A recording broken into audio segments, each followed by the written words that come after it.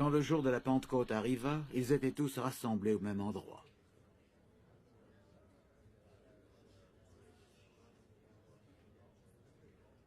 Tout à coup, il vint du ciel un bruit comme celui d'un vent impétueux, et il remplit toute la maison où ils étaient assis.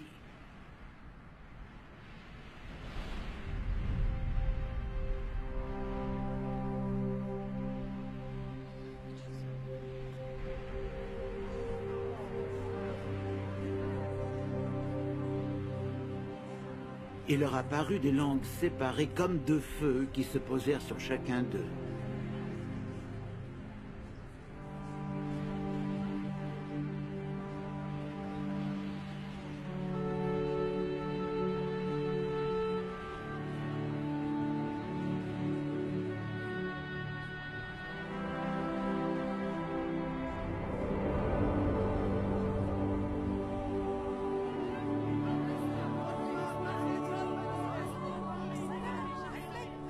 Ils furent tous remplis du Saint-Esprit et se mirent à parler en d'autres langues, selon que l'Esprit leur donnait de s'exprimer. À ce moment-là, des Juifs pieux venus de toutes les nations qui sont sous le ciel séjournaient à Jérusalem. Au bruit qu'eut lieu, la foule vint s'assembler, ils furent saisis de stupeur parce que chacun les entendait parler dans sa propre langue. Étonnés, ils n'en croyaient pas leurs oreilles et disaient « Voici ces gens qui parlent. Ne sont-ils pas tous galiléens? Comment se fait-il donc que nous les entendions s'exprimer chacun dans notre langue maternelle? Partès, Médès, ou Élamite.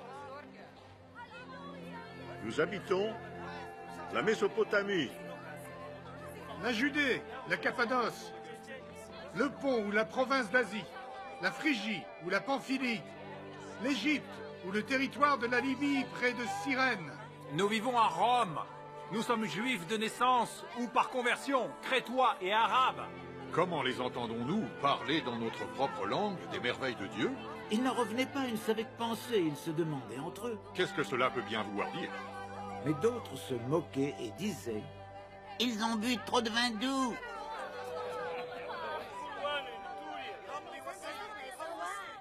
Alors Pierre se leva, entouré des 11, et d'une voix forte, il dit à la foule « Habitants de Judée, et vous qui séjournez à Jérusalem, comprenez ce qui se passe.